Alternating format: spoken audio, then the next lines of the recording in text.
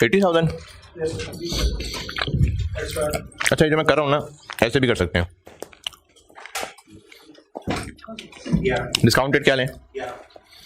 क्योंकि implicit rate पता है। पावर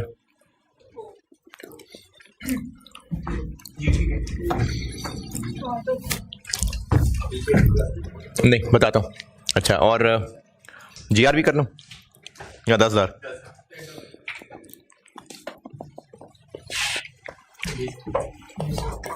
कितना बना?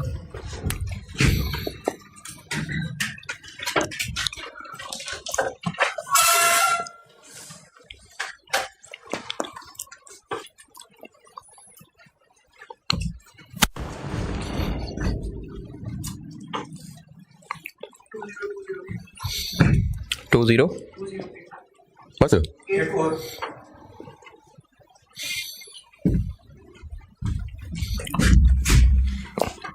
अच्छा, पहले वाला 80 ऐड कर दें तो ऐसे भी कर सकते हैं जैसे मैंने ये किया है। राइट ऑफ यूज ऐसे डेबिट 282084, लीज लायबिलिटी क्रेडिट 202084 और कैश क्रेडिट 80,000। ऐसे भी कर सकते हैं।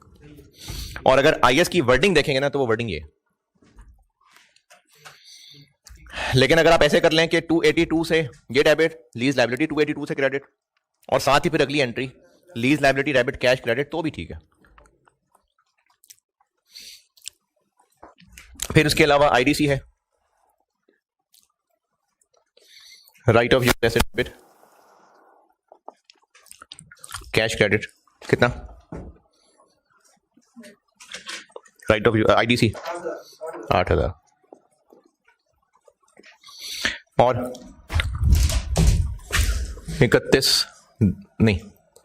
30 June 22 depreciation debit accumulated depreciation credit. कितने से? हाँ जी, 292 नहीं भाई, 290,084 डिवाइडेड बाय 4।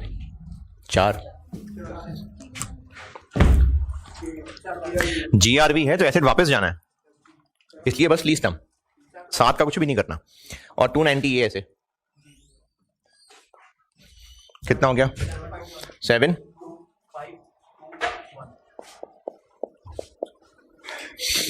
और साल के एंड पे इंटरेस्ट एक्सपेंस डेबिट और लीज लायबिलिटी क्रेडिट।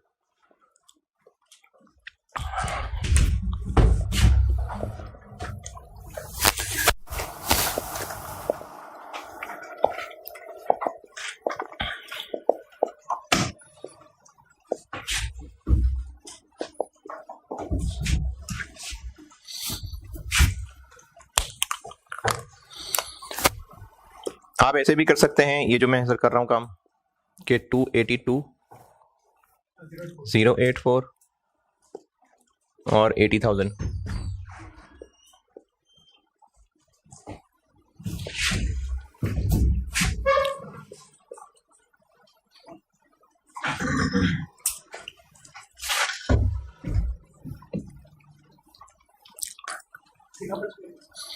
तेरह नहीं है, 11 है।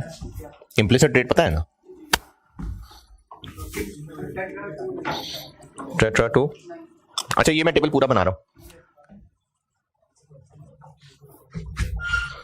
पूछना, ये टेबल में पूरा बनाऊंगा जी। कितना? 1443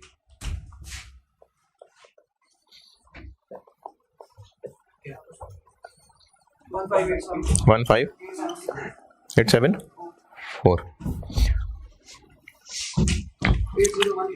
187 1 जुलाई 24 8821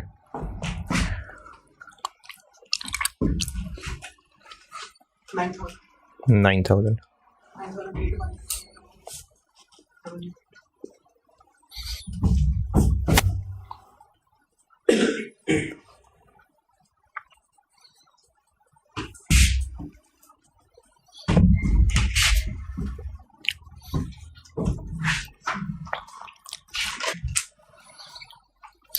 इसको यहां भी दिखा सकते हैं तो 0 हो जाएगा, नहीं दिखाएंगे तो इधर आ जाएगा।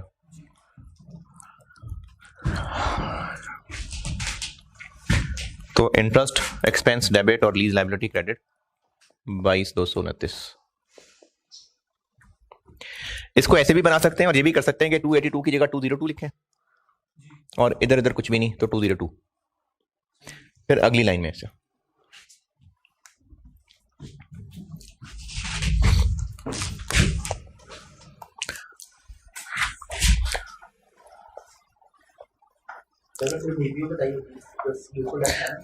अगर बीपीओ बताया होता तो फिर 7 साल लेते।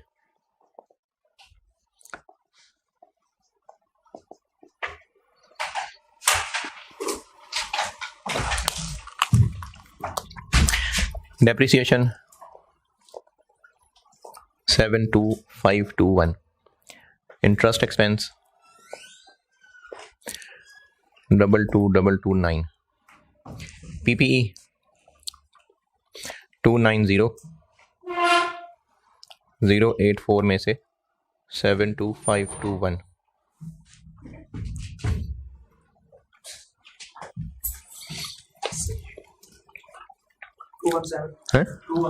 217 563। नॉन करंट लाइबिलिटीज में और करंट लाइबिलिटीज में हम खड़े हैं यहां, तो नॉन करंट लाइबिलिटी में अगली लाइन का क्लोजिंग 144313 और करंट लाइबिलिटी में इस लाइन का क्लोजिंग, लेकिन ये क्लोजिंग ईयर एंड का नहीं है क्योंकि इतना हमने इंटरेस्ट एक्सपेंस भी रिकॉर्ड किया है, इसमें से minus non current.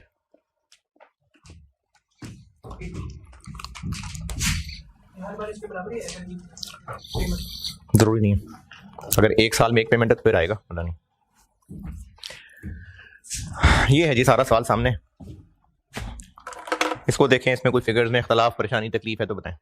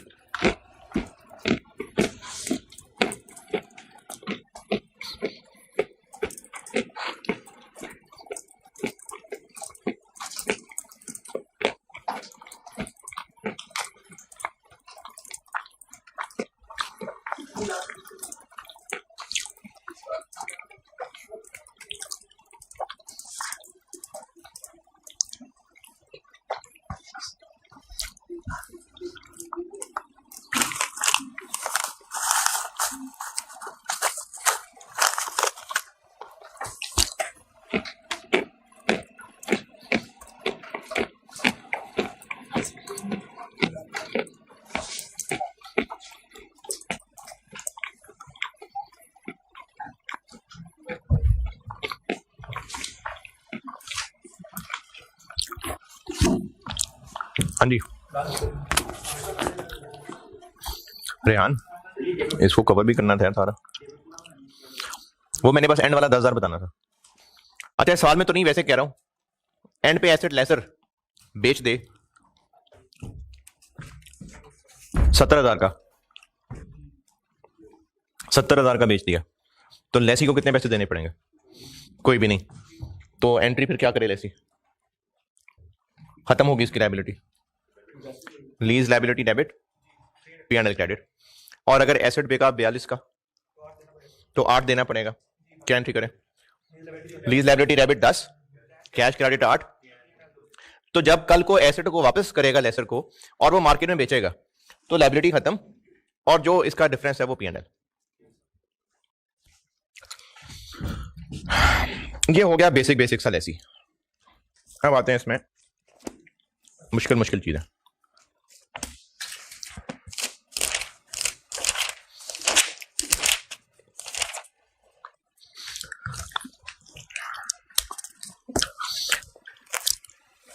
Variable lease payments में क्या क्या कवर्ड है? भूल गए, 2 बातें कवर्ड है, काइबर बेस्ड वाली और इंडेक्स बेस्ड। उसके अलावा अगर कोई और वेरिएबल पेमेंट है, जैसे हो सकता है लेसर ने कहा हो कि जो एसेट हम आपको लीज पे दे रहे हैं ये बहुत ही जबरदस्त किस्म का एसेट है, तो आपका बिजनेस बहुत अच्छा चलेगा। प्रोडक्शन क्वालिटी बड़ी अच्छी है इन मशीन्स की, तो आप ऐसा करना कि अपनी सेल्स का 1% भी हमें दिया करना। तो ये वेरिएबल, वैसे कॉन्सेप्चुअली तो एक वेरिएबल पेमेंट है कि नहीं? क्यों? लेकिन ये लीज पेमेंट्स की डेफिनेशन में शामिल नहीं है, क्योंकि लीज पेमेंट्स की डेफिनेशन में वो वेरिएबल लीज पेमेंट शामिल है जो या तो काइबर बेस्ड है या फिर कोई इंडेक्स बेस्ड है। पेज नंबर 12 लीज लायबिलिटी सारी पढ़ लें, पॉइंट 1 2 दोनों, पॉइंट 2 भी चैप्टर में पेज 12 लीज लायबिलिटी दोनों पॉइंट्स पढ़ लें।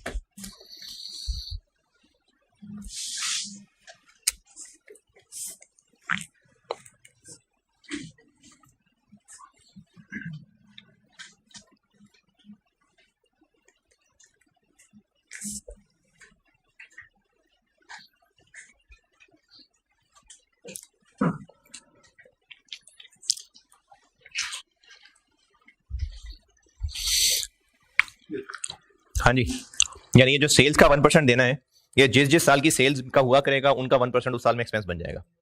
इसको लीज लायबिलिटी में शामिल नहीं करना। सादा लेसी खत्म। इन दोनों सवालों में कोई मुश्किल परेशानी? चलें अब आते हैं रीअसेसमेंट। ये समझ लें क्या चीज है? रीअसेसमेंट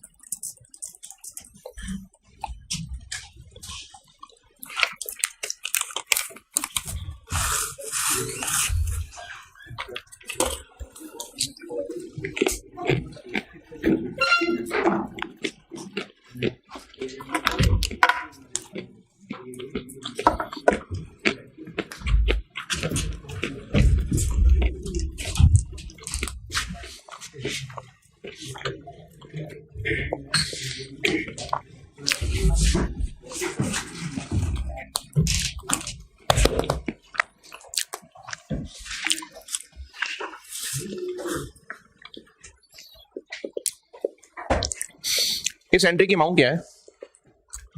रीअसेसमेंट समझा रहा हूं। इस एंट्री की अमाउंट क्या है? एक्स है। ठीक है, ये कैलकुलेट कैसे होगी? हाँ जी, पहली एंट्री किस अमाउंट से होगी? PV of lease payment. ये है पीवी ऑफ लीज पेमेंट। अच्छा जी, लीज पेमेंट्स में क्या क्या शामिल है? सारी चीजें एक एक करके। लीज पेमेंट्स में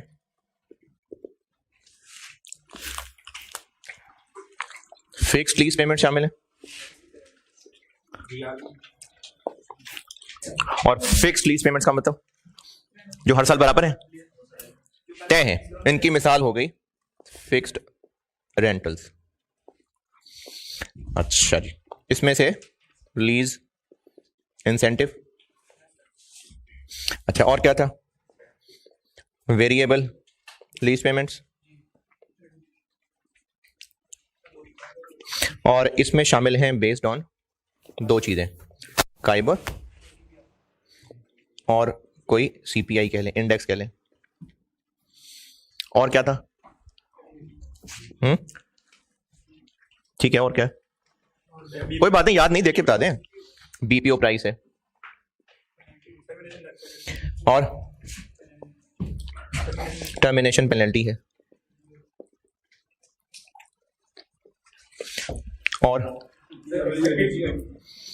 और इनके अलावा एक्सपेक्टेड पेमेंट अंडर, ठीक है, ये लीज पेमेंट्स हैं। इनमें ये जो सारी चीजें हैं, इनमें क्या क्या एस्टिमेट्स इन्वॉल्वड हैं, यानी अगर आपको इनकी कैलकुलेशन करनी पड़े तो क्या क्या एस्टिमेट्स इन्वॉल्वड हैं। ठीक है, एक तो ये एक्सपेक्टेड पेमेंट अंडर जीआरवी। और क्या अंदाजे इन्वॉल्व है? बीपीओ अंदाजा है, बीपीओ तो पता है कि कितनी प्राइस है। हाँ, तो बीपीओ अंदाजा नहीं है, एक्सरसाइज ऑफ ऑप्शन अंदाजा है।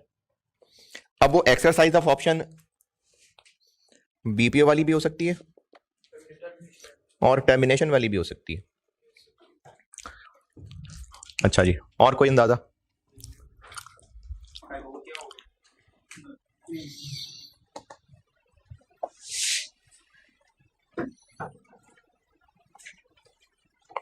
जी, और अंदाजे क्या इन्वॉल्व है?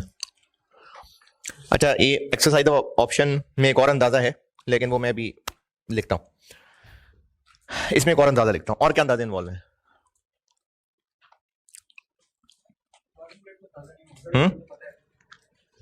अच्छा चले,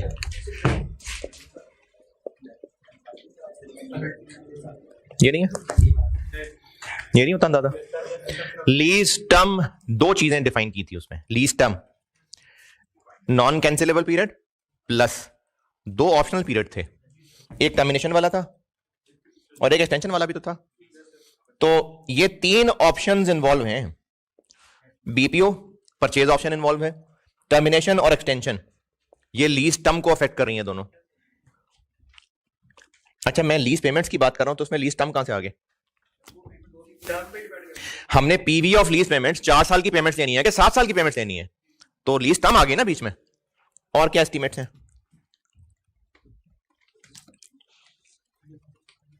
हाँ जी, अगर एस्टिमेट्स की बात करें ना, एस्टिमेट्स वो तो यही है, लेकिन इनको मैं एस्टिमेट क्या देता हूं वैसे? काइबोर और इंडेक्स। इनको मैं एस्टिमेट इसलिए कह रहा हूं क्योंकि पहले साल काइबोर है 12%, तो पहले साल तो पता है 12% है, तो बाकी रिमेनिंग ईयर्स में क्या है नहीं पता ना, तो फिर अगली रेंटल्स की अमाउंट कैसे निकलेगी? मैं सही तरह बता नहीं सका शायद। पहला साल है लीज का और उसमें काइबर 12% है और काइबर प्लस 2% के ऊपर लीज लेसर ने दी है, तो क्या पहले साल हम पूरा स्केड्यूल नहीं बना सकते? यानी पहले साल पीवी ऑफ लीज पेमेंट सारी नहीं निकाल सकते? काइबर तो सिर्फ पहले साल का पता है 12%, बाकी क्या एस्टिमेट करें? 12 ही होगा। कभी किसी ने लीज में काम किया हो कोई स्केड्यूल, तो जो अभी इस वक्त काइबर है उसके हिसाब से लीज स्केड्यूल बनाते हैं। अगले साल चेंज होगा तो रेंटल बदल जाएगा, तो इसलिए ये एस्टिमेट ही है। अगर पहला साल है ना उसकी अकाउंटिंग कर रहे हैं और पूरा स्केड्यूल बनाना हो अगर, तो अगले रेंटल भी सेम ही लिए होंगे। तो सेम रेंटल लेने का मतलब ही यही है कि हम क्या अज्यूम कर रहे हैं क्या एस्टीमेट कर रहे हैं कि अगले ईयर्स में भी काइबोर यही रहेगा, इंडेक्स भी यही रहेगा। तो ये सब एस्टीमेट्स इन्वॉल्व है।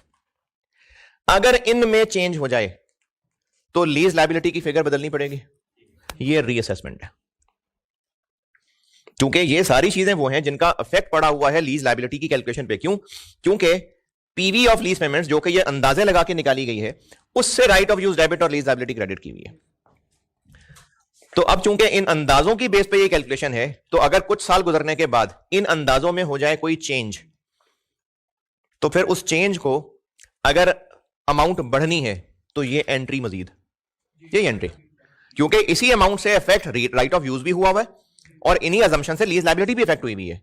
तो अगर एस्टीमेट्स में चेंज आए और उससे अमाउंट और बढ़नी हो तो ये एंट्री, और अगर अमाउंट कम होनी हो तो रिवर्स एंट्री। ये रीअसेसमेंट है। हाँ जी। अच्छा, अब इसमें दो मसले हैं टेक्निकल, एक अभी बता देता हूं, एक सवाल के साथ बताता हूं, सवाल के बाद बताता हूं। इनफैक्ट एस्टीमेट बदलेंगे तो दोबारा से हमें, अच्छा जो साल गुजर चुके वो गुजर चुके, जो पैसे मिल गए वो मिल गए, अब जो रिमेनिंग रह गया होगा उसकी कैलकुलेशन ही रिवाइज होगी ना।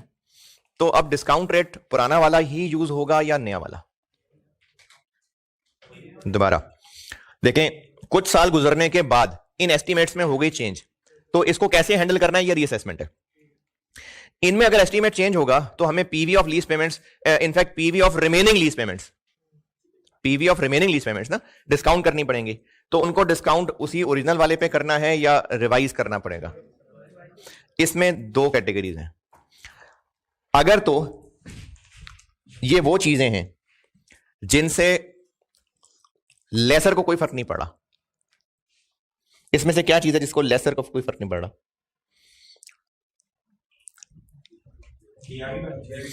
जीआरबी वाली। क्यों इस पे क्यों फर्क नहीं पड़ा? क्योंकि वो तो लेसर ने पूरी जीआरबी को शामिल किया हुआ।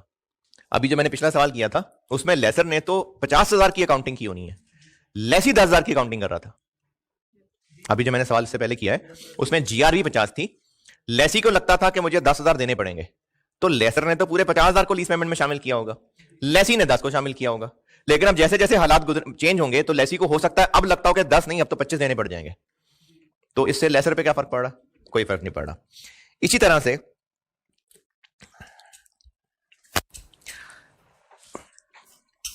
अगर एक्सरसाइज ऑफ ऑप्शन में चेंज आ जाए, यानी पहले हालात और थे तो एक्सरसाइज होनी है कि नहीं होनी है ऑप्शन, इसके हालात डिफरेंट थे, लेकिन अब एक्सरसाइज ऑप्शन होनी है कि नहीं होनी इसके हालात बदल गए, तो अब लेसर पे फर्क पड़ेगा। तो इनमें अगर चेंज आए तो रेट भी रिवाइज होना है क्योंकि लेसर नया इंप्लिसिट रेट निकाल रहा होगा, और अगर इसमें चेंज आ जाए तो रेट रिवाइज नहीं होना। अगर इनमें चेंज आ जाए, ये जो ऑप्शन वाली चीजें हैं, अगर इनमें चेंज आया एस्टीमेट में तो रेट नया लगेगा, और अगर इसमें चेंज आया तो रेट पुराना लगेगा। अगर इसमें चेंज आया, इसमें नहीं, इसमें, तो भी रेट पुराना लगेगा। लेकिन अगर इसमें चेंज आया तो ये तो है ही रेट, यही तो रेट है, तो फिर भी रिवाइज रेट होगा। ये मैंने सारी अंग्रेजी लिखी हुई है, आप एक बार इसको पढ़ लें, फिर मैं सवालों से इसकी प्रैक्टिस कराता हूं। पेज 12 पे और थोड़ा सा आगे ये अगले पेज पे भी जा रहा है, रीअसेसमेंट सारा पढ़ लें। लीज सम चेंज हो रही है तो लेसर ने भी अकॉर्डिंगली कैलकुलेशन की हुई थी। है इंडेक्स पे फर्क क्यों नहीं पड़ेगा, ये मुझे इसकी खास लॉजिक समझ नहीं आई।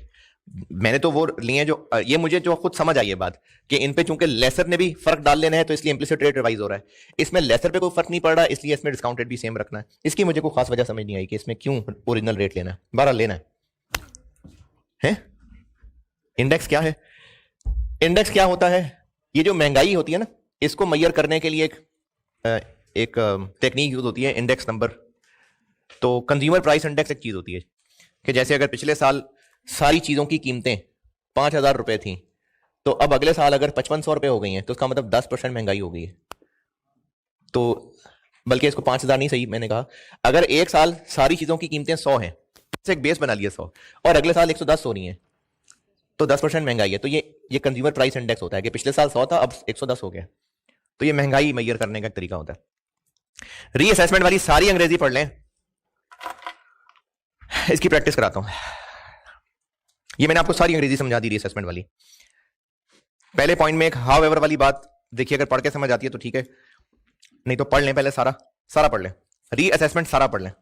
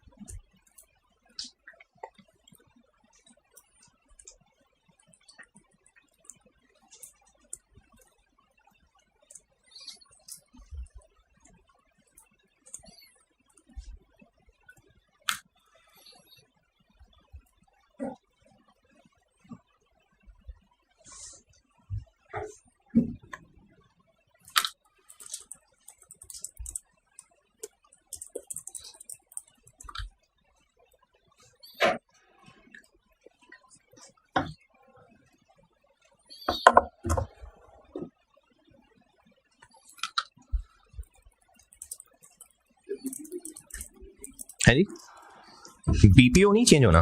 बीपीओ तो ये अंदाजा कि वो ऑप्शन एक्सरसाइज करेगा कि नहीं करेगा। क्या लेसर ने भी तो इसी बेस पे ही लीज पेमेंट्स निकाली नहीं है ना, मतलब लेसर की लीज पेमेंट्स बदल जाएंगी तो फिर उसका इम्प्लिसिट रेट रिवाइज करना पड़ेगा उसको।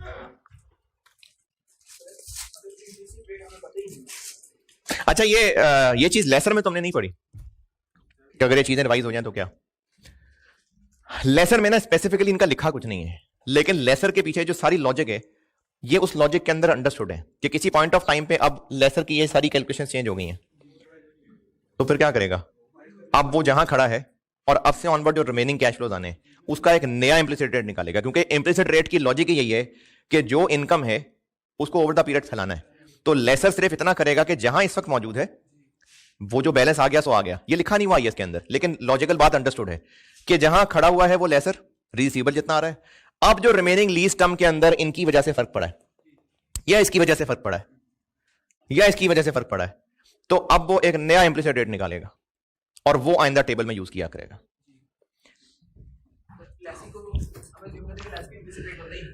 अगर नहीं पता तो इंक्रीमेंटल बोरोइंग रेट नया वाला, वो तो मार्केट से देखना पड़ेगा ना। बात यह है कि रिवाइज करना है कि नहीं करना है, तो जिन चीजों से लेसर को फर्क पड़ना था तो फिर रिवाइज रेट लेना है, और अगर लेसर को फर्क नहीं पड़ना था तो ओरिजिनल रेट लेना है। इसमें ओरिजिनल रेट क्यों लेना पता नहीं, लेकिन इसमें भी ओरिजिनल लेना।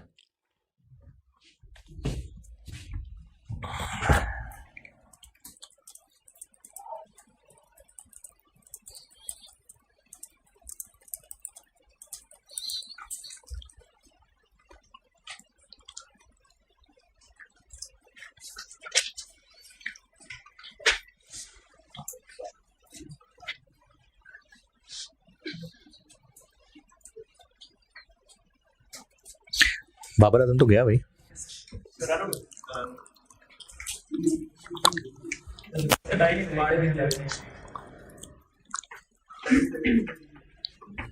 हाँ जी, रीअसेसमेंट पढ़ने को कहा है? रीअसेसमेंट पढ़नी थी, और सबसे कह रहा हूं रीअसेसमेंट पढ़ने को कहा था। पहले पॉइंट के अंदर हाउ वाली बात क्या लिखी हुई है, इसका क्या काम है? वो अगर जो हमारा एसिड है प्रोड्यूस होगा जीरो होगा।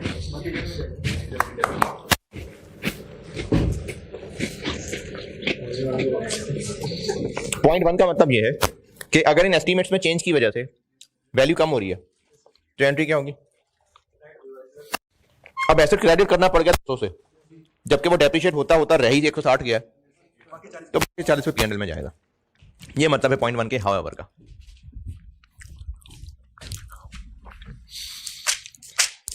प्रैक्टिस क्वेश्चंस में आइए, page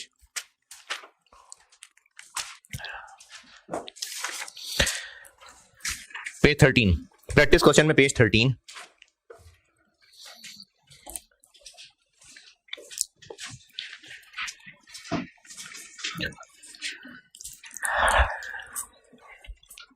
practice question page 13। Question number 4 आप लोग करें सोल्यूशन नहीं, आप लोग करें, करने के बाद सोल्यूशन देखना। प्रैक्टिस क्वेश्चन में पेज 13 क्वेश्चन नंबर 4 ये आप लोग करिए सॉल्व करने के बाद देखिएगा सोल्यूशन। खुद कैलकुलेट करें, आपको पता लगे कैलकुलेशन कैसे करनी है।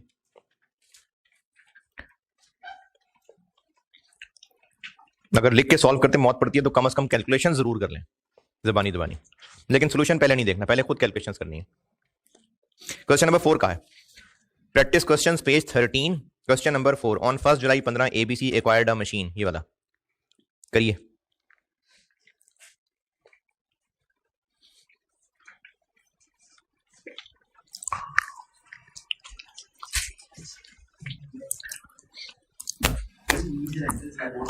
क्या जी? नहीं हो सकता है ना हो काइबोर बेस्ड, ये वाले हो सकता है। अगर काइबोर बेस्ड हैं तो फिर वो भी रीअसेसमेंट ही है, और फिर तो रेंटल भी रिवाइज होगा, और वो हाँ पढ़ के पता चल जाएगा।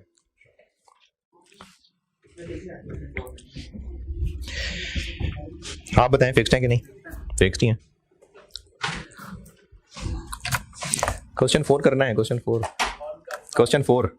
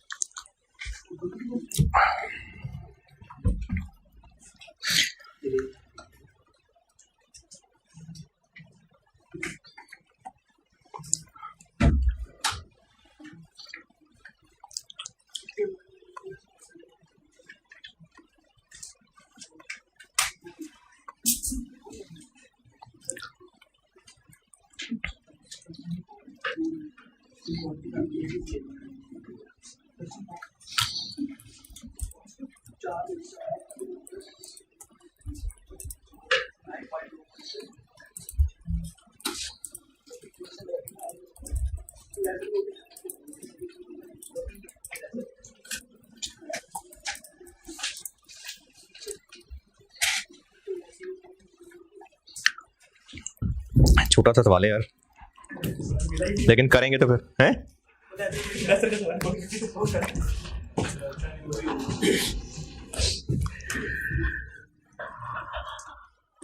कर लिया, समझ लिया, जबरदस्त। सॉल्व करो ना यार।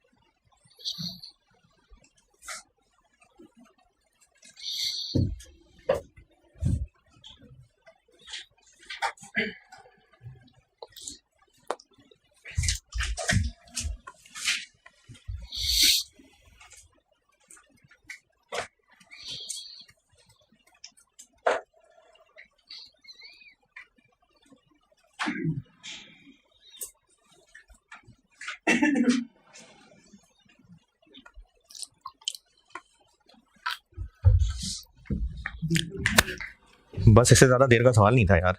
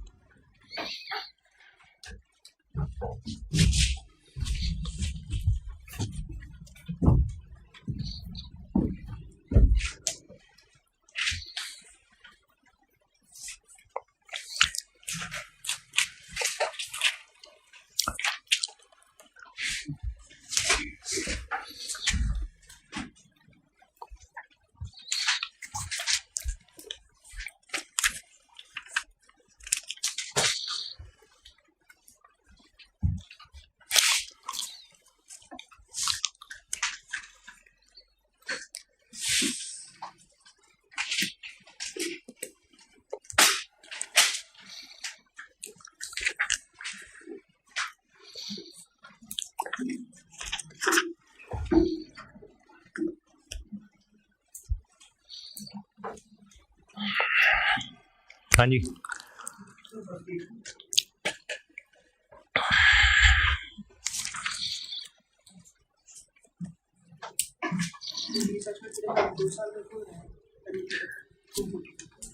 दो साल का क्यों लगाया? 1 जुलाई 15 से चलें, जून 16, जून 17, जून 18, 3 साल गुजर गए थे। तो नहीं, 3 गुजर गए थे ना।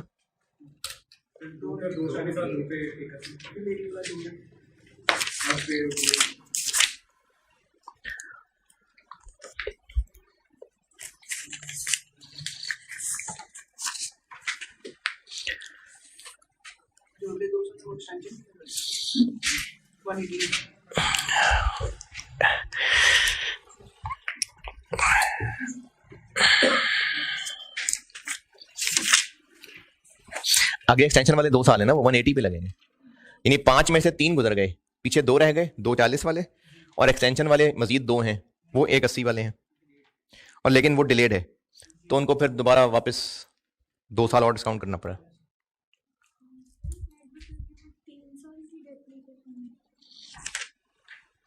नहीं, 3 गुजर गए थे ना। हाँ जी, किया कि नहीं किया? क्या? अरे भाई 1 जुलाई 15 से उंगलियों पे गिन लें, 30 जून 16, 30 जून 17, 30 जून 18, 3 साल गुजर गए।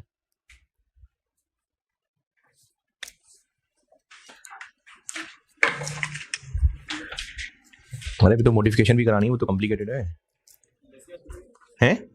नहीं, खत्म तो नहीं हो रहा, सेल एंड लीज बैक भी बाकी है, कल होगा, लेकिन मॉडिफिकेशन एक मुश्किल चीज है। मॉडिफिकेशन पढ़ाऊंगा तो बताऊंगा, अभी तो रीअसेसमेंट पढ़ाइए। मॉडिफिकेशन में टर्म्स एंड कंडीशंस चेंज हो रही हैं, इसमें तो अंदाजे बदल रहे हैं ना, काइबोर चेंज हो रहा है, लेकिन तय तो पहले ही था। मॉडिफिकेशन में टर्म्स एंड कंडीशंस बदल जाएंगी।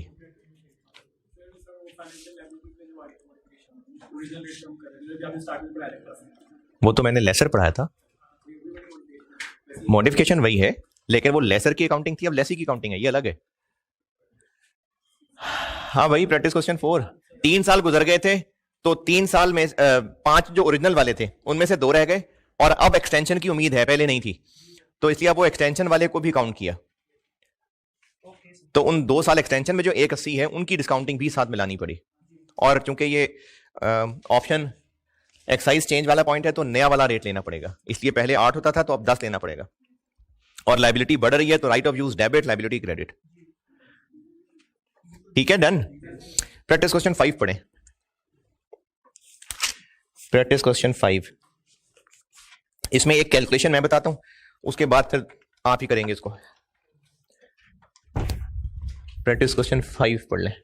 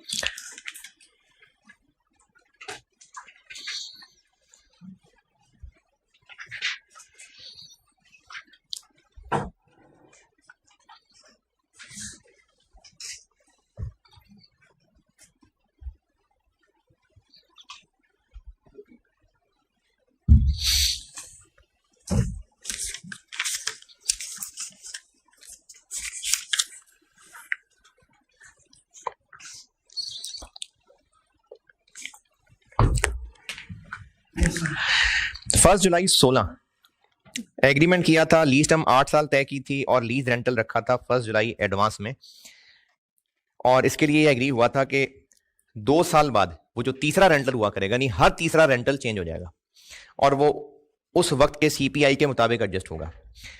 तो जब पहली दफा काउंटिंग की होगी 1 जुलाई 16 और 1 जुलाई 17, ये रेंटल्स दे दिए थे, ये थे 50-50 हजार, और इनिशियली 50,000 ही के बेस पे सारी कैलकुलेशन की होगी। जब 1 जुलाई 18 का दिन आया, अच्छा अब ये वो वेरिएबल है और इंडेक्स्ड बेस्ड है, तो 1 जुलाई 18 पे रेंटल हो गई रिवाइज, इंडेक्स में आ गया चेंज, तो 1 जुलाई 18 नया रेंटल कितना होगा जी? सीपीआई का प्रोपोर्शनेट इफेक्ट लेना पड़ेगा जी, मतलब यूनिटरी मेथड लगेगा कि पहले सीपीआई होता था 125, यानी जब रेंटल 50,000 तय किया था तो उस वक्त सीपीआई 125 होता था। अब 2 साल बाद सीपीआई 125 से 135 पहुंच गया, तो नया रिवाइज रेंटल कितना होगा 54। 50,000 इस दौर में 125 था, तो अब अगर 135 हो जाए तो क्या होगा 54। और अब 1 जुलाई 18 के हिसाब से ये नई कैलकुलेशन होगी, लेकिन डिस्काउंट रेट पुराना वाला ही यूज होगा। तो इसकी भी आप कैलकुलेशन कर लें, सॉल्व कर लें तो बहुत अच्छी बात है। प्रैक्टिस क्वेश्चन 5 कर दें।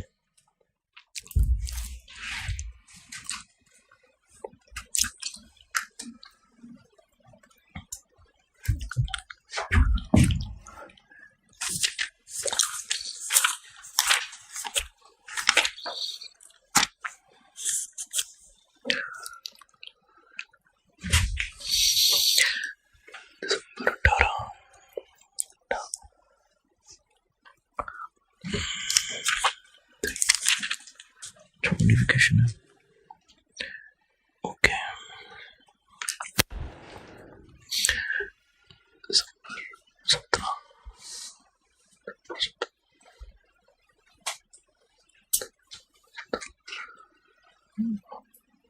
दिसंबर 20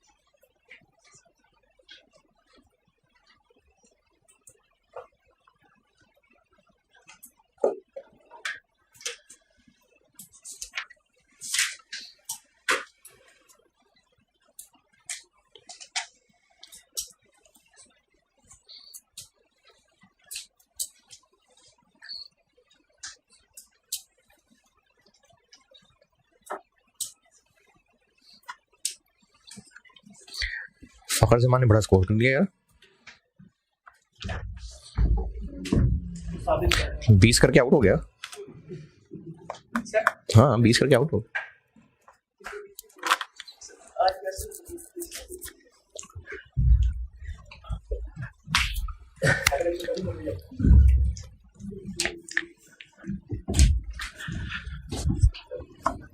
हाँ जी,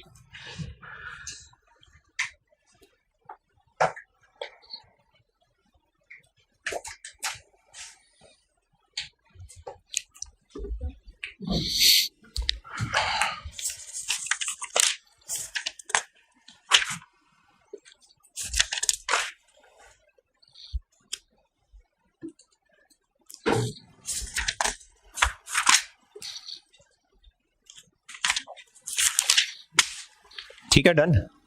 रीअसेसमेंट यही है, मॉडिफिकेशन,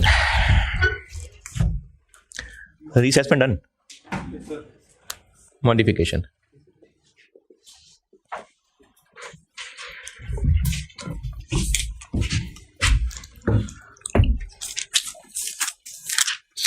चैप्टर में आए, पेज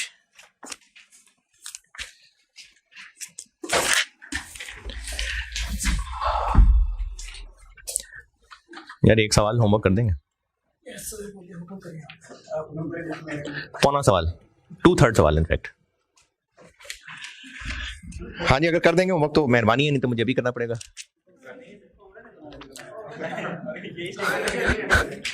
नहीं, अगर इसलिए कह रहे हैं कि मैं छुट्टी देने लगा हूं तो नहीं, आगे पढ़ाने लगा हूं। हाँ जी, कर लेंगे कर लेंगे। दिसंबर 20 अटेम्प्ट है ये, पास्ट पेपर्स वाले सेक्शन में प्रैक्टिस क्वेश्चंस चल रहे हैं पेज 32 तक, प्रैक्टिस क्वेश्चन 34 तक चल रहे हैं, सॉरी प्रैक्टिस क्वेश्चन पेज 34 तक चल रहे हैं। उसके बाद पास्ट पेपर्स में क्वेश्चन 4, इसका पॉइंट 1 ये रीअसेसमेंट है, पॉइंट 2 ये आपने और करना क्या है, और point 3 sale and lease back है, ये मैंने कल पढ़ाना है। तो पॉइंट 1 और 2 करना है। बैलेंस शीट और इनकम स्टेटमेंट के एक्सट्रैक्ट्स पूछे थे, तो पॉइंट 1 और 2 के बता दीजिएगा बस। लेकिन सवाल अच्छा है करने के लिए, है क्या हुआ? नहीं, और करके सॉल्व भी करना है, दूसरे पे और करके सॉल्व भी करना है इसको।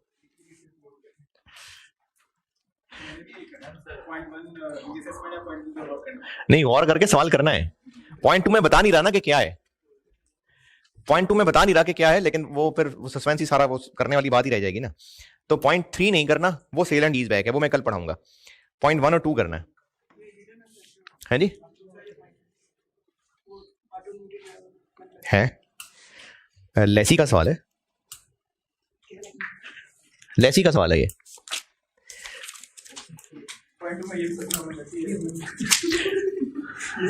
नहीं, लेसी है, लेसी है ये, HPL लेसी है। पॉइंट 1 पॉइंट 2 ये लेसी ही है। तो पॉइंट 1 और पॉइंट 2 करना है, पॉइंट 3 नहीं पढ़ाया अभी, करना है यार, है आज ही। मॉडिफिकेशन चैप्टर में आइए, पेज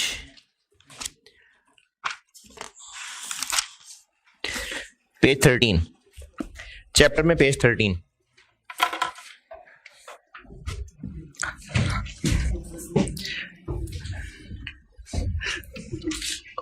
कितनी देर होगी क्लास को? लग रहा है अभी शुरू की थी। हाँ, अभी जोहर के बाद ही शुरू किया ना, घंटा हुआ है मुश्किल से। चलें, कोई बात नहीं। पेज 13 पे आए, चैप्टर में पेज 13। मॉडिफिकेशन वही जो मैं भी पहले बता रहा था, मॉडिफिकेशन है टर्म्स एंड कंडीशंस में चेंज, यानी कॉन्ट्रेक्चुअल टर्म्स में चेंज। पहले अंदाजा था कि लेसी ऑप्शन एक्सरसाइज करेगा एक्सटेंड करने की, अब लगता है नहीं करेगा, ये रीअसेसमेंट है। पहले लगता था लेसी टर्मिनेट नहीं करवाएगा, अब लगता है करवाएगा, ये रीअसेसमेंट है। मॉडिफिकेशन ये है कि पहले लीज टर्म यानी जो कॉन्ट्रेक्चुअल पीरियड तय था वो 5 साल था, और अब लेसी ने कहा है, मतलब दोनों ने एग्री किया है कि इसको बढ़ा के 9 साल कर लेते हैं। ये रीअसेसमेंट नहीं है, टर्म्स एंड कंडीशंस चेंज हो गई। इसी तरह लेसी ने एक जगह किराए पे ली हुई थी, एक फ्लोर किराए पे लिया हुआ था, लेसी ने कहा है कि अब मुझे इस फ्लोर को बढ़ाना है, एक फ्लोर और चाहिए। ये टर्म्स एंड कंडीशंस की चेंज है, ये मॉडिफिकेशन है। या इसी का उलट कर लेते हैं, 3 फ्लोर किराए पे लिए हुए थे, उसने एक फ्लोर वापस कर दिया, तो ये टर्म्स एंड कंडीशंस की चेंज है। तो मॉडिफिकेशन का केस 1 बिल्कुल जैसे लेसर में बताया था कि केस 1 ये है कि लेसी नया एसेट ले रहा हो, अच्छा यूज्ड भी ले सकता है, मतलब एडिशनल एसेट ले रहा हो, और उसके लिए जो पैसे दे रहा हूं वो थोड़े से हों, वो फेयर हों, तो फिर क्या काउंटिंग होगी? फिर इस नई टर्म्स के लिए समझा जाएगा जैसे नई लीज है, तो पुराना ऐसे ही चलता रहेगा और नए की अकाउंटिंग इसको अलग से चलाएंगे। ये केस 1 है, केस 1 पढ़ लें। वही वाली बात है जो मैं लेसन में बता चुका, सेम अंग्रेजी लिखी हुई है, सेम अंग्रेजी लिखी हुई है केस 1। अगर एडिशनल एसेट है और पैसे भी फेयर हैं तो इस मॉडिफिकेशन को एक अलहदा लीज समझ के अलहदा ही अकाउंटिंग करेंगे, और जो पुरानी वाली लीज चल रही है वो वैसी चलेगी। केस 2 क्या है कि अगर केस 1 नहीं है तो, अगर केस 1 नहीं है तो केस 2 है। केस 2 ये है कि या तो ओरिजिनल लीज थी 2000 स्क्वायर फीट जगह किराए पे ली हुई थी, मॉडिफिकेशन ये की है कि 500 इसमें से कम कर दें। ये केस 1 है, केस 1 है ये। क्यों? अच्छा, पैसे बिल्कुल फेयर एडजस्ट किए हूं, नहीं केस 1 में है ही इंक्रीज, तो ये तो केस 1 है ही नहीं। अच्छा, इसी तरह से अगर पहले 7 साल लीज टर्म थी, अब मॉडिफिकेशन ये की है कि 3 बढ़ा दिए 10, केस 1 है? नहीं, कोई एडिशनल एसेट नहीं है, पैसे बेशक फेयर ही हों लेकिन एडिशनल एसेट आना जरूरी है, तो केस 1 में एडिशनल एसेट आना जरूरी है। The modification increases the scope of lease by adding the right to use.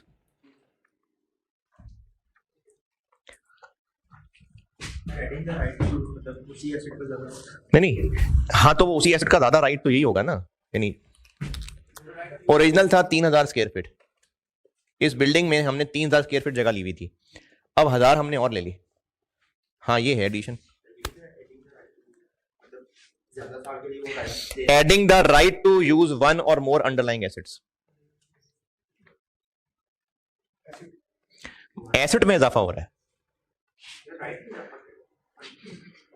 Adding the right to use 1 और मोर अंडरलाइंग एसेट्स।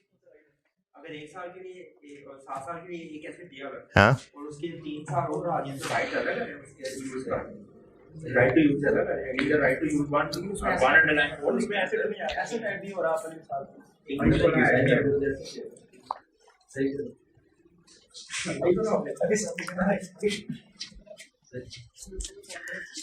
अच्छा चलो देखता हूं, मुझे लगता है शायद आप सही कह रहे हैं कि लाइफ बढ़ा देंगे, तो फिर मुझे लगता है आप सही कह रहे हैं, ये आगे चल के देखता हूं।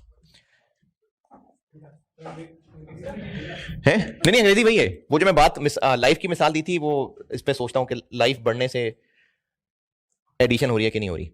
ये केस 1 है कम हो रहा है, तो ये केस 1 नहीं है। तो केस 1 ये है जिसमें एडिशन हो रही हो, और उर्दू वाला और पैसे भी उसके फेयर ही चार्ज हो रहे हैं। लेकिन अगर पैसे फेयर चार्ज नहीं हो रहे या एडिशन नहीं हो रही तो फिर केस 2 है। अच्छा, केस 2 में क्या करना है? अगर तो स्कोप रिडक्शन है, स्कोप रिडक्शन ये कम करना, अगर तो स्कोप रिडक्शन है तो इस स्कोप रिडक्शन के लिए अलहदा एडजस्टमेंट है, और अगर इसके अलावा कोई और भी मॉडिफिकेशन है तो उसकी अलग एडजस्टमेंट है। मैं दोबारा बताता हूं, अगर स्कोप भी कम हो रहा है और कुछ और भी टर्म्स चेंज हो रही हैं तो उन बाकी टर्म्स को चेंज करना इग्नोर करके इसकी अलग एडजस्टमेंट है, फिर बाकियों की अलग है। स्कोप मतलब 2000 यूज करना था और 1500 है, या ये 7 साल, हाँ स्कोप मतलब स्कोप रिडक्शन हो रही है। जो स्कोप था जितना राइट था, जो स्कोप था 7 साल यूज करना है स्कोप था, 2000 स्क्वायर फीट यूज करना है स्कोप था, स्कोप रिडक्शन हो रही है। तो अगर स्कोप रिडक्शन हो रही है और साथ कुछ और चीजें भी चेंज हो रही हैं, कुछ और चीजें चेंज क्या हो सकती हैं?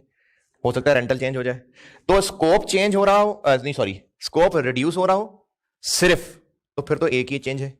लेकिन अगर स्कोप चेंज हो रहा हो और बाकी चीजें भी चेंज हो रही हो तो स्कोप चेंज रिडक्शन की अलहदा एडजस्टमेंट होगी और बाकियों की अलहदा होगी। अच्छा, स्कोप रिडक्शन की एडजस्टमेंट क्या होगी, ये इस पेज पे पहले 0.2 0.1 नहीं 0.2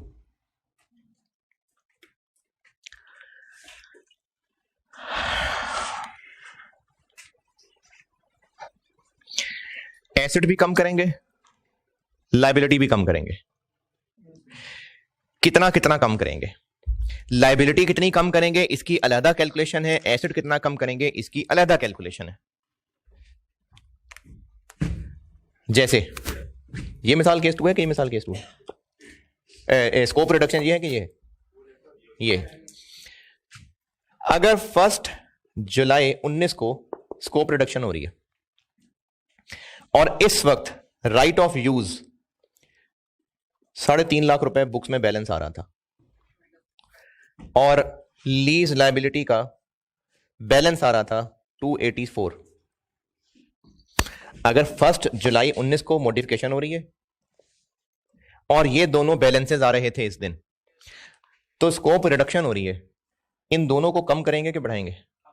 इन दोनों को करेंगे कम, लेकिन डिफरेंट तरह से अमाउंट कैलकुलेट होगी। जगह यार इसको कर रहा हूं, खत्म कर रहा हूं क्लास। स्कोप रिडक्शन है, स्कोप रिडक्शन इन दोनों का ये बैलेंस आ रहा था, जाग रहे हैं यार क्या करें? इन दोनों का ये बैलेंस आ रहा था, पता नहीं मैं क्या बता रहा था। दोनों का बैलेंस आ रहा था, पता नहीं मैं क्या बता रहा था। दोनों का बैलेंस आ रहा था, दोनों का बैलेंस आ रहा था और रिडक्शन है तो इन दोनों को कम करना पड़ेगा, लेकिन दोनों को डिफरेंट अमाउंट से कम करना है। इसको प्रोपोर्शनेट कम करना है और इस पे कैलकुलेशंस दोबारा करनी पड़ेंगी। 2000 स्क्वायर फीट था, 500 कम हो गया, प्रोपोर्शनेटली कितना कम हो गया? 25%। तो इसको 25% कम कर देंगे। जितनी स्कोप में रिडक्शन है, प्रोपोर्शनेटली राइट ऑफ यूज को कम करेंगे और लीज लायबिलिटी को कितना कम करेंगे? ये नीचे वर्किंग वन देखें, जैसे अभी रीअसेसमेंट में कर रहे थे। अब जो बाकी रिवाइज लीज पेमेंट्स हैं, रिवाइज नहीं सॉरी, अब जो लीज पेमेंट्स हैं उनकी डिस्काउंटिंग और जितनी बुक्स में लीज लायबिलिटी आ रही है उनकी डिस्काउंटिंग, जो दोनों का फर्क है उससे लीज लायबिलिटी कम करेंगे। ऐसा हो सकता है कि राइट ऑफ यूज कम करना पड़ा 25%। कितना राइट ऑफ यूज कम? 85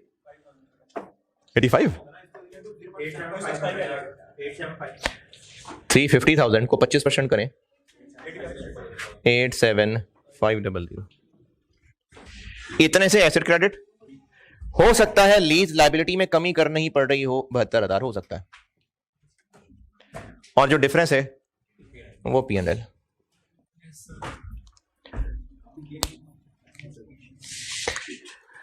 तो जब भी केस 2 मॉडिफिकेशन होगी और उसमें स्कोप रिडक्शन भी है, तो स्कोप रिडक्शन की एडजस्टमेंट अलग होगी और फिर बाकी एडजस्टमेंट्स अलग होंगी। बाकी एडजस्टमेंट्स कैसे अलग होंगी?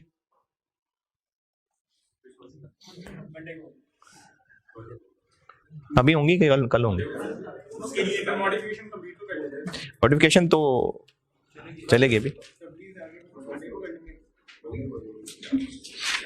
हाँ जी, ये जज्बा होना चाहिए ऐसे। हाँ है, ये दोबारा समझा दूं? हाँ जी जी जी, बोले बोले बोले, बोलना यार। कहां पर? ये मैंने एंट्री नहीं की है। मैंने कहा है 1 जुलाई 19 पे मॉडिफिकेशन हुई है, इस दिन इन दोनों का बैलेंस ये आ रहा था, बुक्स में अकाउंट बैलेंस ये आ रहा था। अब अगर मॉडिफिकेशन करनी है तो राइट ऑफ यूज में प्रोपोर्शनेट चेंज करनी है और लीज लायबिलिटी में नई और पुरानी वैल्यू का फर्क लेना है। ये इसी पे देखे ना, नीचे मैंने जो पॉइंट नंबर 2 लिखा हुआ सारा, राइट ऑफ यूज कितने से क्रेडिट किया हुआ है? प्रोपोर्शनेट कम किया हुआ मैंने, जबकि लीज लायबिलिटी कितनी कम की हुई है? नई और पुरानी फिगर्स का फर्क लिया हुआ है, जैसे रीअसेसमेंट में कर रहे थे। एमी बनाई फिगर, और फिर जो इसमें डिफरेंस होगा वो P&L में जाएगा। ये सिर्फ स्कोप रिडक्शन की एडजस्टमेंट है, और स्कोप रिडक्शन के अलावा जो कोई और एडजस्टमेंट है उसकी अलग एडजस्टमेंट होगी और उसकी एक ही अमाउंट निकलेगी। अगर बढ़ाना हुआ तो right of use debit, lease liability credit, और अगर कम करना हुआ तो लीज लायबिलिटी डेबिट और राइट ऑफ यूज क्रेडिट। जी जी बिल्कुल है, बिल्कुल। ये मैंने कहा चीज समझाऊं फिर सवाल करते हैं ना। मॉडिफिकेशन तो एक्चुअली खत्म हो गई, करानी तो प्रैक्टिस ही है इसकी।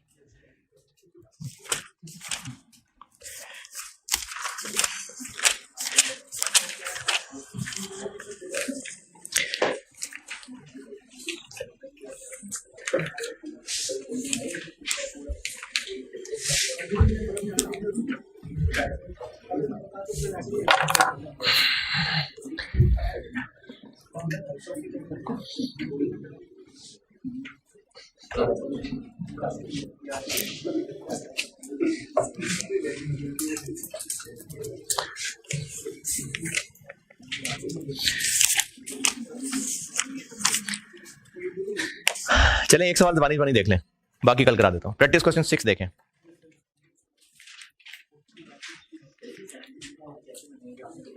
क्या वर्किंग वन 72,000 निकला कैसे? वो 284 कैसे निकला था? तो ये भी मेरी अपनी फिक्र है। वर्किंग वन पेज 13 पे वर्किंग वन।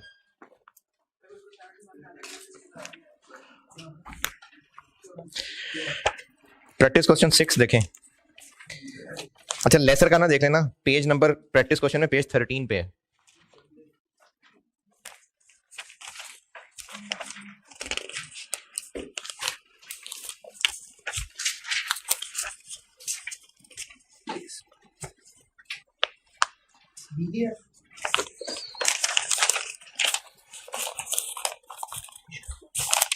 GDEF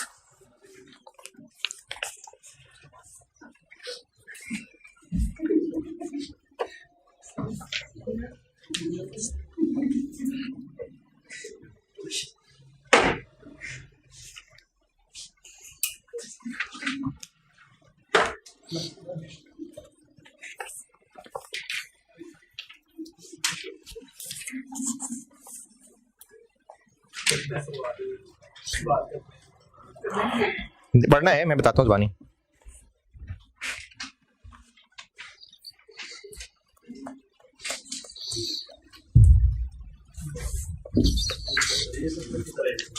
अच्छा अब इसमें स्कोप रिडक्शन है या बढ़ रहा है? स्कोप बढ़ रहा है, लेकिन ये केस वन नहीं है। वो मैं आपकी बात से खुद कंफ्यूज हो गया था, लेकिन नहीं, नया एसेट होना ये केस वन है। सिर्फ वही वाले एसेट का यूज 2 साल और बढ़ा लेना, वो एक्स्ट्रा एसेट थोड़ी है, क्योंकि हम उसको अगर सेपरेट लीज ले रहे हैं और इसको सेपरेट लीज ले रहे हैं। अच्छा ये बाकी भी सुने, देखें मॉडिफिकेशन का केस वन हो तो क्या करना है? नई लीज मानना है ना। तो अगर वही एसेट पहले 8 साल के लिए लीज पे था, अब वही 10 साल के लिए लीज है, तो इसको सेपरेट कैसे बनाए? इसको सेपरेट कैसे अकाउंट फॉर करेंगे? मतलब 9वें और 10वें साल की अकाउंटिंग अलग चलाएंगे। तो इसलिए साल बढ़ा देना नहीं है स्कोप वो केस वन। एसेट नया होना जरूरी है, यूज्ड भी हो सकता है, लेकिन एक डिफरेंट एसेट होना जरूरी है। तो इसमें कोई एडिशनल एसेट आ रहा है प्रैक्टिस क्वेश्चन 6 में? नहीं। तो अब ये मॉडिफिकेशन का केस 2 है। क्या स्कोप रिडक्शन है? हैं जी? नहीं, स्कोप रिडक्शन नहीं है। चैप्टर में पेज 13 पॉइंट नंबर 1, चैप्टर में पेज 13 पॉइंट नंबर 1, ये स्कोप रिडक्शन में कल करा देता हूं। ये प्रैक्टिस क्वेश्चन 6 क्योंकि स्कोप रिडक्शन नहीं है, इसलिए मैं अभी प्रैक्टिस क्वेश्चन 6 तक खत्म कर रहा हूं क्लास। स्कोप रिडक्शन जो है ना वो डबल सवाल होता है, तो वो मैं कल करा देता हूं। पेज 13 चैप्टर में पॉइंट नंबर 1, स्कोप रिडक्शन के अलावा जो एडजस्टमेंट है वो हमने करनी है, रिमेनिंग कैश फ्लोज नए रेट पे निकालने हैं, नए रेट पे, क्योंकि मॉडिफिकेशन हो रही है। एक्सेप्ट फॉर स्कोप रिडक्शन, जो भी मॉडिफिकेशन है नए कैश फ्लोज नए डिस्काउंट रेट पे, और उस पीवी को कंपेयर करेंगे किससे? जो अभी बुक्स में बैलेंस आ रहा है 3.5 लाख के 284 राइट ऑफ यूज नहीं, लीज लायबिलिटी के बैलेंस से। तो इनमें जो डिफरेंस है उस डिफरेंस को अगर बढ़ाना है तो right of use debit, lease liability credit, और अगर कम करना है तो उलट। सोल्यूशन ही देख लें। रीअसेसमेंट की तरह है, लेकिन रीअसेसमेंट नहीं है क्योंकि मॉडिफिकेशन हो रही है। सोल्यूशन देख लें इसका बस।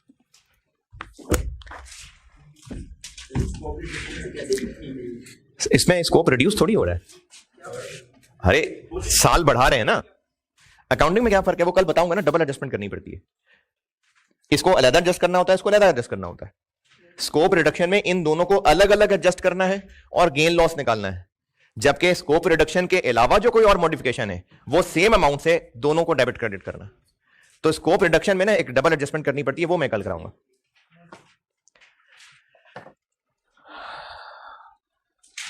जी प्रैक्टिस क्वेश्चन 6। तो अब अगर आप दिसंबर 20 कराएंगे तो ठीक है, नहीं तो मैं भी कर देता हूं, बोर्ड पे।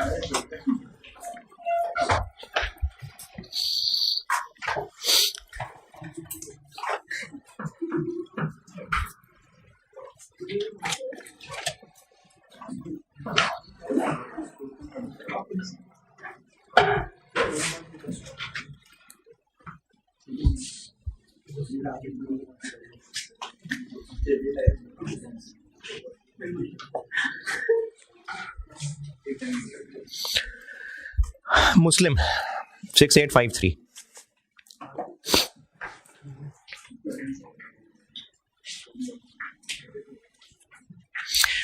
अच्छा, आप लोग तो इस पोजीशन में नहीं हैं कि किसी को कर्ज दिया हो भी।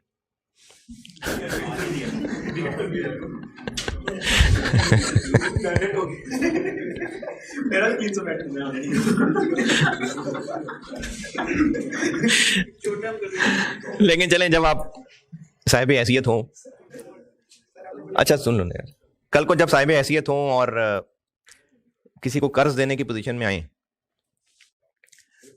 ये जो कर्ज देना होता है ना, ये इन्वेस्टमेंट होती है कि एहसान होता है? एहसान होता है, क्योंकि जिसको पैसों की जरूरत होती है और वो कर्ज मांग रहा होता है, इसका मतलब उसके अंदर इतनी सेल्फ रिस्पेक्ट है कि वो वापस करना चाहता है। तो उसको इस उम्मीद पे कि हाँ वापस कर देगा, उस पर भरोसा करके कर्ज दे देना, ये एहसान है। ये जो हम लोग डिस्काउंटिंग कंपाउंडिंग पढ़ने वाली कौम है ना, हम इस कर्ज को इस तरह नापते हैं कि अगर मैंने गाड़ी खरीदनी थी और मेरे भाई को पैसों की जरूरत थी, तो मैंने गाड़ी खरीदना कुर्बान किया और अपने भाई को पैसे दे दिए। अब अगर वो साल बाद वापस करेगा और गाड़ी महंगी हो गई होगी, तो मैं फिर उससे ज्यादा पैसे डिमांड करूं, क्योंकि मेरे बेचारे का क्या कसूर है ना, कि हम उससे time value of money receive कर लें। क्योंकि हम अपने आप को सिक्योर करना चाह रहे हैं कि वो जो गाड़ी खरीदनी थी, तो मेरे बेचारे का क्या कसूर है। तो ये तो फिर मैंने अपने भाई से रिवॉर्ड ले लिया ना, ये तो मैंने कंपनसेशन फिर अपने भाई से ले ली। फिर अल्लाह, एहसान तो अल्लाह के लिए होता है। तो इसलिए कर्ज देना एहसान होता है, तो उसका अगर हम रिवॉर्ड ले लेना, तो फिर हमको एहसान नहीं कर रहे होते, फिर हम अल्लाह से बदला नहीं ले रहे होते।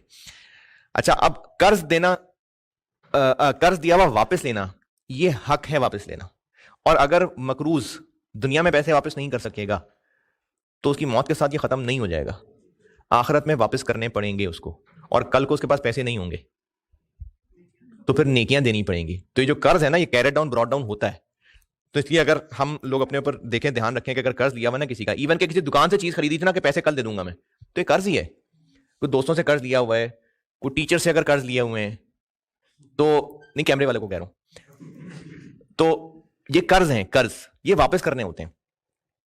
नहीं वापस करेंगे तो क़यामत के दिन रिकवरी होगी। अच्छा, अब जिसने कर्ज दिया हुआ है, अगर उसको नजर आ रहा है कि मकरूज मुश्किल में है और वो कर्ज वापस करने की पोजीशन में नहीं है, हक वो रखता है कि उसका घर भी बिकवा दे, हक है उसका, हक है। लेकिन अल्लाह ताला उसको इंसेंटिव ये दे रहे हैं कि जो शख्स किसी मोमिन पर से दुनिया की सख्ती दूर करेगा, अच्छा ये तो कर्ज वाली बात से अगला जुमला है, लेकिन सख्ती वाली बात भी आगे, कोई भी सख्ती है, कोई किसी किस्म की सख्ती है, जो शख्स किसी मोमिन पर से दुनिया की सख्ती दूर करेगा तो अल्लाह ताला उस पर से आखिरत की सख्तियों में से सख्ती दूर करेगा। जो शख्स किसी तंग दस्त को मोहलत देगा, यानी कर्ज है उसको रिलैक्स कर देगा, अल्लाह ताला उस पर दुनिया और आखिरत, उर्दू वाला और, दुनिया और आखिरत में आसानी करेगा। और जो शख्स, अब ये हम अपने ऊपर एक चीज अप्लाई करके देखें, ये जो वीडियोस वायरल होना है, स्क्रीनशॉट्स वायरल होना है, ये हम कौन सा कोई कौमी राज है जो वायरल कर रहे होते हैं? यानी हम लोग अपने ये जो वीडियोस वायरल हो रही होती हैं, बहुत सारे इंसिडेंट्स आए सामने, पास के अंदर बहुत सारे इंसिडेंट्स ऐसे आए कि लोगों की वीडियोस, पर्सनल वीडियोस वायरल हो रही हैं और लोग कह रहे हैं देखो यार कैसा है ये इंसान। तो उसके अंदर एक ऐप था ना, तो हमने क्या किया, उसका ऐप सबको बता दिया। इससे कौम को फायदा कोई नहीं हुआ, इससे कौम को कोई फायदा नहीं हुआ। और जो शख्स किसी मुसलमान का ऐब ढांपेगा, अच्छा ऐब ढांपना जो है ना, वो ऐब ढांपने की बात है, जुर्म ढांपने की बात नहीं हो रही है। जुर्म ढांपने में और ऐब ढांपने में फर्क है। जो शख्स किसी मुसलमान का ऐब ढांपेगा तो अल्लाह उसका ऐब दुनिया और आखिरत, उर्दू वाला और, इंग्लिश वाला नहीं, तो अल्लाह उसका ऐब दुनिया और आखिरत में ढांपेगा। हम सब परफेक्ट लोग हैं क्या? सब के अंदर ऐसी ऐसी गंदगियां मौजूद है ना, ऐसी ऐसी बुराइयां मौजूद हैं कि अगर अल्लाह पर्दा उठा दे, आपको मेरी शक्ल, मेरी दाढ़ी देख के, मेरा हुलिया देख के, और जब मैं हदीसें सुनाता हूं आपको मेरा हुलिया और ये काम देख के लगता होगा कि सर पता नहीं कोई बहुत नेक इंसान है। अगर अल्लाह ताला मेरी गुनाह आप लोगों के सामने खोल दे, आप लोग मुझे इस कमरे में बर्दाश्त ना करें। और ये सेम बात आपके पेरेंट्स के लिए भी एप्लीकेबल है। अगर आपको अपनी अम्मी, अपने अब्बू जो आपके रिस्पेक्टेड हैं बहुत ज्यादा, उनके अगर ऐप बता देना तो आप उनको अपने माँ बाप मानने से इनकार कर दें। हर इंसान में इतनी बुराइयां हैं और सब अपने गिरबान में खुद झांक सकते हैं। सब हुलिये से लग रहा होता है देख के कि शायद कोई बहुत नेक इंसान है, लेकिन सबको अपने अंदर का पता है। तो ये अल्लाह का बहुत बड़ा एहसान है कि ऐप अल्लाह ने ढांपे होते हैं। और हम लोग क्या करते हैं कि दूसरों के ऐप पता लगे और वो जंगल में आग की तरह फैला देते हैं। फलाने व्हाट्सएप ग्रुप में फैलाया, अच्छा चलो व्हाट्सएप ग्रुप में नहीं फैलाया, अपने दोस्त से शेयर किया, रखा, आगे किसी को नहीं बताना। अब वो भी आगे कहेगा और आगे किसी और को कहेगा, आगे किसी और को नहीं बताना, ये बात फैल जाएगी। और हो क्या रहा है, इससे हमें सिर्फ मजा आ रहा है, बस हमें सिर्फ मजा आ रहा है। तो जो शख्स किसी मुसलमान का ऐब ढांपेगा तो अल्लाह उसका ऐब और दुनिया और आखिरत में ढांपेगा। और अल्लाह ताला बंदे की मदद में होता है जब तक बंदा अपने भाई की मदद में होता है। कल मुलाकात हो इंशाल्लाह।